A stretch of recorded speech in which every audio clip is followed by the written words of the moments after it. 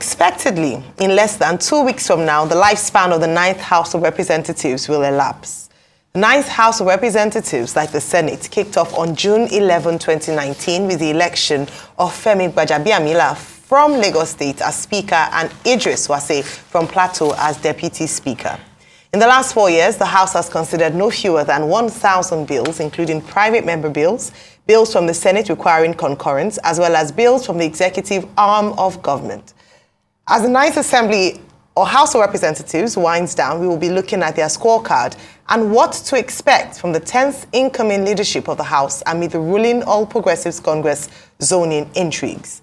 Joining us now is Honorable Musa Sarkin Ada, a member of the 9th House of Representatives representing Goronyo Gada Federal Constituency of Sokoto State. Good morning and welcome to the morning show. Good morning. Well, Honorable Musa Sarkin Ada, well, you had Ayo in that introduction. Let's start by having your views about this leadership, competition ahead of the inauguration of the 10th National Assembly, with even the chairman of your party telling Senator Akpabio and also the persons who visited him yesterday at the party secretariat to make sure that they arrive on inauguration day very early so that what happened in 2015 does not happen. And I have since suggested here that, in fact, they should go and sleep overnight, in front of the National Assembly so that very early in the morning they will report. But generally, we just want to have your views about, the competition, about party supremacy and legislative independence.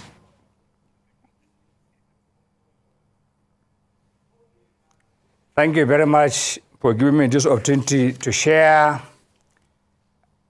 some insights into the process of electing members of the National Assembly.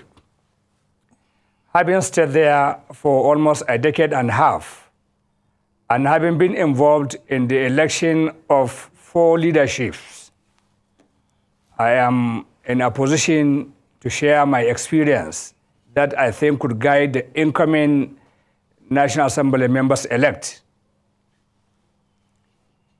Let me start with this. Yes, the Constitution has said members shall elect from among themselves. One of them to lead them as either Senate President in the Senate or as a Speaker in the House of Representatives. Notwithstanding, there are certain considerations that are given. Rights given by Constitution are rights which can be exercised by person or persons. At the same time, person or persons can't slip over their rights. What I'm trying to say here is, when the House was convened in 1999, the same Constitution that says members shall elect one of them to lead them. At that time, there was no issue of ranking. But as the National Assembly got inaugurated for the first time, the second time, the National Assembly was equally empowered by the same Constitution to enact rules of how it will govern itself, just like any other organization have its own rules provided by the Act of National Assembly that establishes them. The Constitution empowers National Assembly to place rules for themselves of how to conduct their businesses, of even how to also regulate themselves while deliberating on certain matters. For example, our rules bar us from using vulgar language during our debates. Our rules does not allow us to read from a paper when you are making a presentation, except for the purpose of a reference, by which you will also have to inform the other speaker and the members that you may wish to cite from a certain book or a certain paper or a certain reference. Having said this, there are also rules that we should conduct ourselves that where there are some certain decorum that is expected, you must tune with. For example, a member is not allowed to dress indecently. That's why some members can raise point of order when somebody is not properly dressed. And the speaker will say that member should go and change his dress to come back.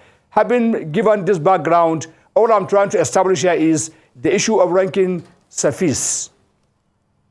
And by that, when the members came into the National Assembly on the day of inauguration, the clerk of the National Assembly will read to them the procedure for electing their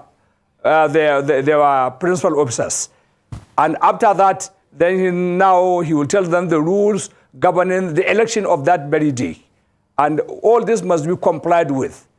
So in 2007, when I came to the National Assembly, the PDP then were the majority and they were the power of the government of the day. And they decided of how the vote, the leadership should be distributed among the zones. And that's how Mrs. Ete was elected as the Speaker of the 6th Assembly at that time. And that's how Brigadier General David Mark emerged as the Senate President of that time. In 2011, the PDP equally again zoned the position of speakership to the southwest. And by then, members protested for a certain reason. And that reason was, at that very time, the PDP performed poorly in the north, in the southwest. Out of about 52 members, the PDP had only about 4 members at that time. And the argument we put then was the people of the southwest, if they were ready for the speakership, they could have voted for the PDP, which was the ruling party, but they opted for the ACN then. And that's how the choice of the anointed candidate was defeated. The whole arrangement was altered. That's how Amin Tambol was brought in. I was among the arrowhead who campaigned vigorously. Records are there on televisions, on radio, and on newspapers. In any case, it is a story that one day I will share with you. My thoughts after that, my joy or my regret after. In 2015 as well, when we came again, the APC also zoned the speakership to in person of Femi Gbajabiamila, endorsed by the party then. And that's when we had camps. Also, Amir Tambol, who was the outgoing speaker, endorsed Speaker Dogara, then endorsed Honorable Yakubu Dogara. Those of us who felt we should now toe the line of party supremacy, also then I played a prominent role. I was among that called as the APC loyalist, and we went with the party line. And we voted Femi Gbajabiamila with 174. We were defeated with 8 votes. And we know the consequences that followed later. So equally in the Senate, when Ahmed Lawan was anointed and the Senate elect then rejected him and voted for Bukola Saraki, we also witnessed what happened in all that 4 years. So now, having given this background, we come to where we are today. It is what I'm trying to say is it is normal with a ruling party or with any party in power, with any party with the majority in the members in the National Assembly to decide how to ration the positions of National Assembly leadership in tune with the effort and the spirit of togetherness and unity of this country. Now that we have a president from the southwest, we have a vice president from the northeast. So it is only natural that the northwest should be given something, the south should be given something, the southeast should be given something, north central equally should be given something. Until now, of all this permutation, I have not seen anybody from the southwest who came out to say he is vying for anything in the principal positions. It is not against Constitution. Anybody can come out. But like I said, in our democratic settings, there are some considerations. That's why I said in the beginning that even if Constitution guarantees you certain rights, you can slip over your rights. For example, when Adam Oshomole was removed from the national chairmanship of the APC, he was encouraged by some people to go to court. He said he slipped over his rights, meaning he had the right to go and contest. That is removal, which of course he could have won if he had gone to court. But he said for the unity of party, for the progress of party, for peace to reign in the country, as a gentleman, he said he slipped over his rights.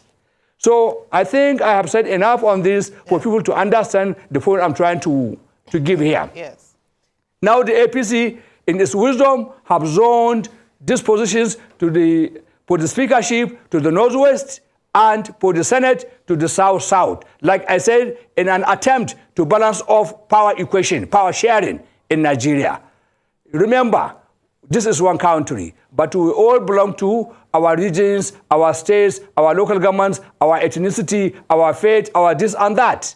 And don't forget, here on this platform, it was debated hotly by many of us, including myself, on the issue of faith. When Kashim Shettima was nominated as the vice president, the whole of this country came off against the one faith ticket. And God in his wisdom helped us overcome that, and today we have reached where we are. So it is natural.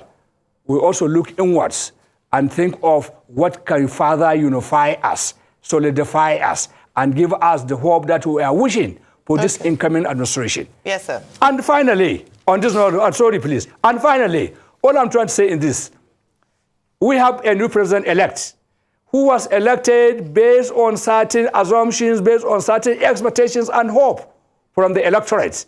These assumptions basically are that he's going to perform, he's going to reposition this country, he's going to fix it, and the renewed hope is going to be guaranteed. So if this is going to be done, then this gentleman deserves to be supported by the people that he thinks can give him the maximum cooperation and support to stabilize the National Assembly, to give him all the necessary support so that he can kickstart the refixing of this country to where he is promising to take it and where he is expected equally to take it. We saw the rancor that happened in the 2015-2019 between the National Assembly and the executive then. We also the rancor what happened between 2011 and 2015 between Aminu Tambuwal and President Johnson. Like I said, I was among the promoters and supporters of Tambuwal. I played a major role. And I said I have some reservations of that. Later in my discussion, I may share it now or later in future discussions. However, all I'm trying to say, we need to have a very peaceful National Assembly leadership that can work in harmony with the executive or the president so that what we are yearning to achieve in this country, the expected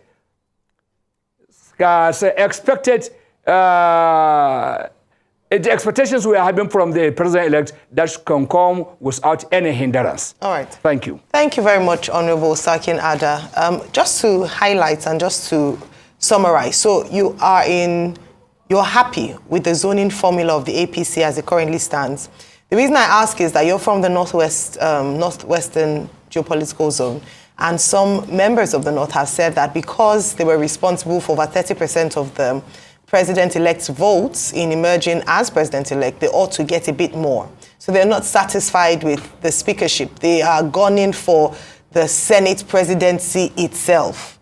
And so they're asking the APC National Working Committee to perhaps review the zoning formula. Do you agree with that, since you're also from that geopolitical zone? And my second question would be the makeup of the 10th Assembly. We have, for the next Assembly, 175 members of the APC making that, this time not in the, well, still in the majority, but if the coalition of other parties, the opposition parties come together, they make up 185. How do you think this dynamic would change perhaps change the 10th Assembly from what we've seen in the 9th Assembly?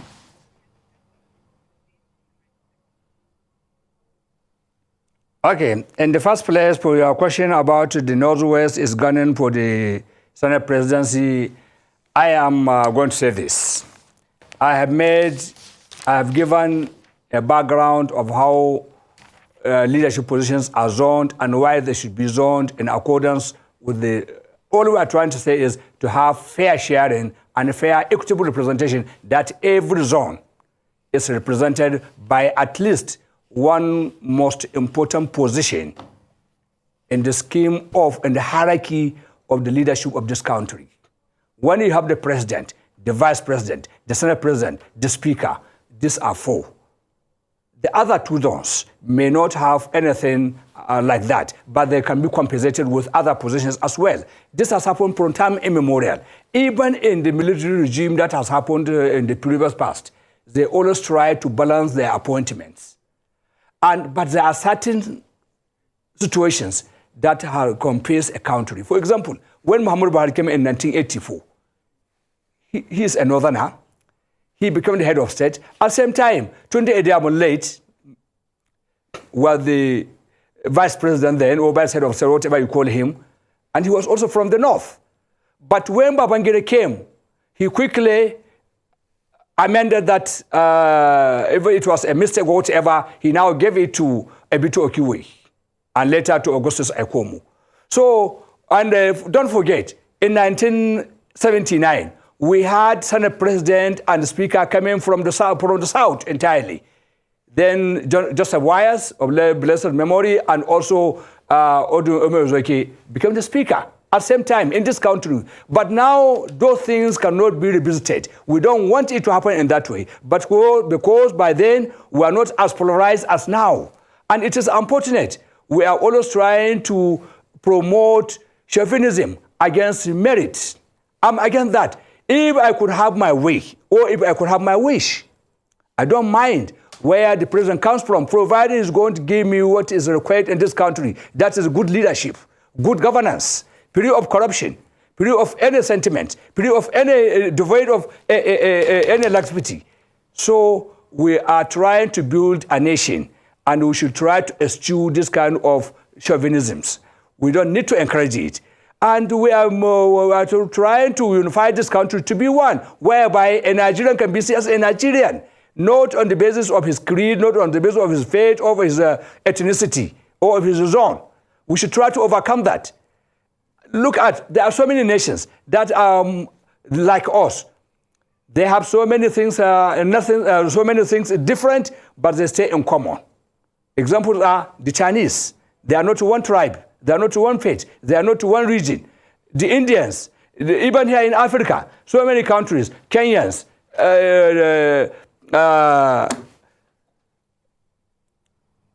South Africa, and many other places. So Malaysia, please, let us try to build a nation.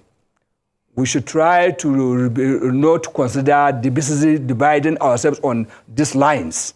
We should promote unity. We should promote merit.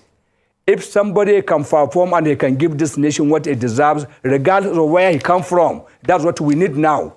We have seen so many people from different backgrounds. They came and offered these positions. What have they done to those clamoring for them being their own?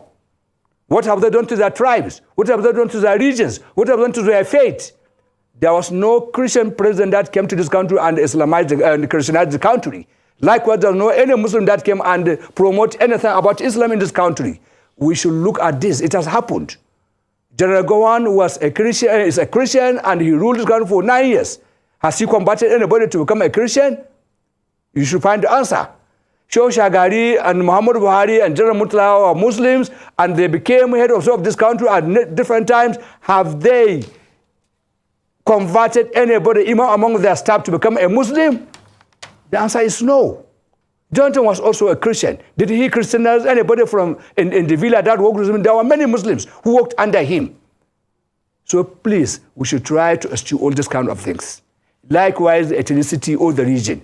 We should try to evolve unity to develop this country. Once we develop this country, everybody will forget from where he comes from. Just you are a Nigerian. Where are you? We are a Nigerian. Where do you come? I'm a Nigerian. We should also take a lesson from what happened in Rwanda. Tutsi and the Hutus, they killed themselves. About 2 million were killed. But today, if you ask them that, they say, no, don't go near that question. We are Rwandese. And they're happy with that. And they have developed and they're developing. Please, let us try to think in that. All I'm appealing here is, let's support this incoming government. Let's try to reduce all this kind of tensions. And let me say this. Most of these clamors are nothing short of personal interests or group interests.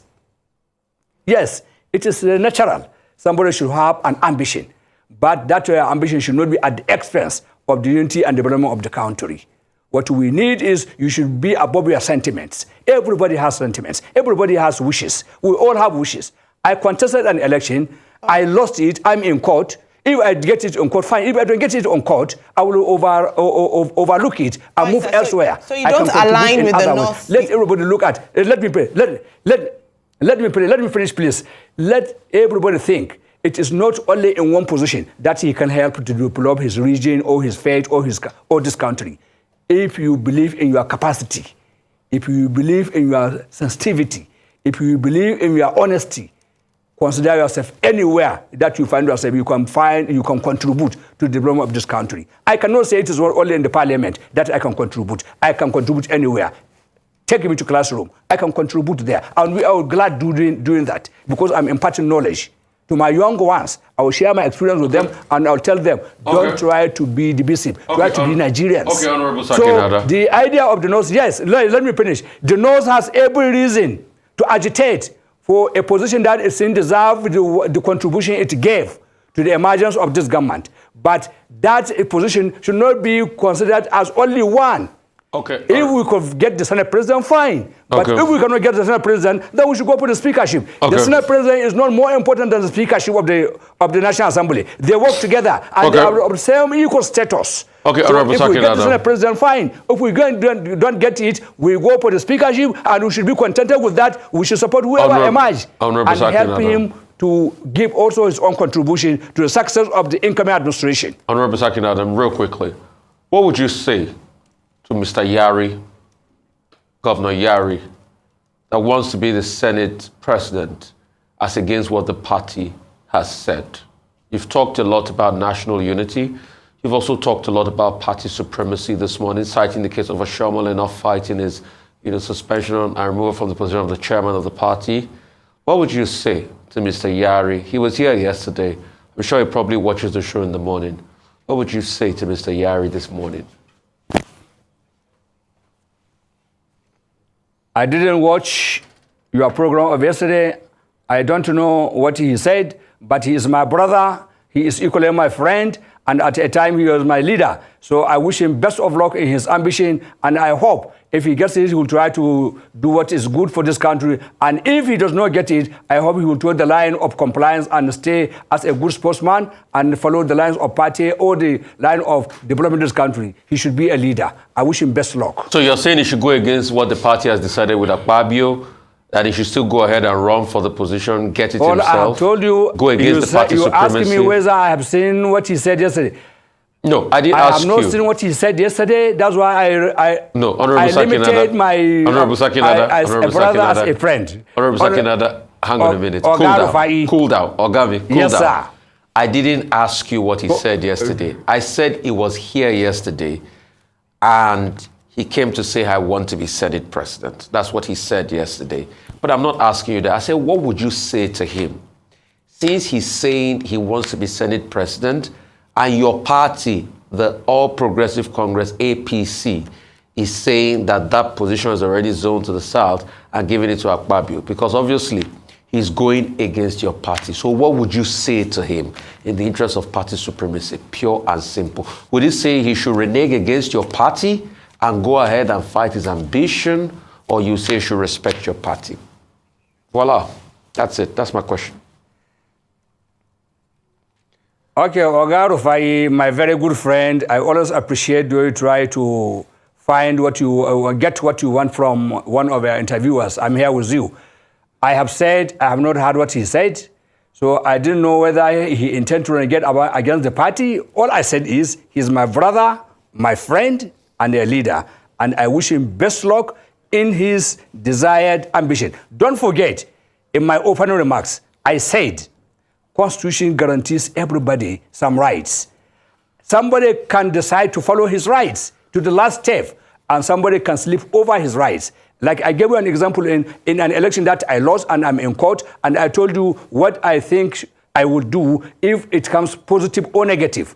So I cannot say that Yari should subdue his interest and his desire to provide leadership in this country. All I'm saying is I wish him best luck in whatever he desires to be. Having said this, if he decides to go against the party, I don't think he's going against the party. He's a leader. He was a governor for 8 years. He was in the House of Representatives for 4 years. He knows what leadership is, and he wanted to be followed as well. And equally, if he feels no, the party has done what it's not supposed to do, the party is going against the constitution and decide to do that, I wish him best of luck. He's my friend. I wish him best of luck. Honorable Sarkin, if you choose to toe the party line, fine. If you choose to go against the party line, I'm okay with that. In other words, so I'm saying is, he can make his own choice as he deems fit. He's my friend, he's my brother. Okay. I wish him best of luck in his choice. Yeah, fairly straightforward. He can make his own choice as he deems fit. We understand that the president-elect is still away in France meeting with investors. Yesterday, I think he met with one investor, Senator Rabiu Kwankwanso. I don't know whether he's also one of those investors, that the president-elect is meeting with, whether it's in petroleum or in whatever. But the major takeaway for me has been this talk about government of national unity. You alluded to national unity. The president-elect is also talking about government of national unity. What shape, do you have any idea, what shape should that government of national unity take? He has spoken to Kwankwanso.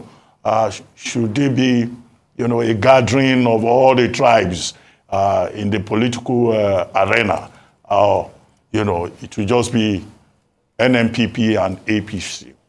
Do you have any ideas about what that government of national unity is likely to do? Yes, you see, I am not privy to any credible information of what you have just reported now. I just saw it on the pages of newspapers and social media. And in this country, speculations usually sometimes become true and sometimes they become mere speculations. But notwithstanding, like I've said in my opening remarks, that there are a lot of expectations on the president-elect Bola Ahmed Tinubu. And one of such, I will add here, is that he's a bridge builder, that he's going to unify this country. And he's somebody that people are thinking he's going to be what the Linkwa did to Malaysia, he's going to do it to Nigeria, to unify this country regardless of where you come from.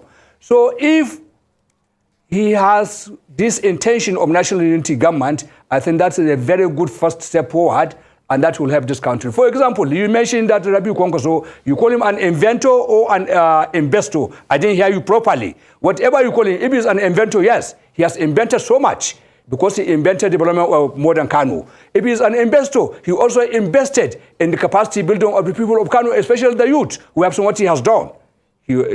I admire what he did in Kano in the period when he was in government. And I still admire him as a person, and I respect him for that purpose. So if there are the kind of people that President Bola Ahmed Tinubu are going to bring into his cabinet, is a welcome idea, and I support it. And I hope he will extend the searchlight to consider many other people that are within the country that can help him shape this country properly and in a high speed. Well, on that note, we'd like to thank you very much, Honorable Musa Sarkin, for joining us on The Morning Show.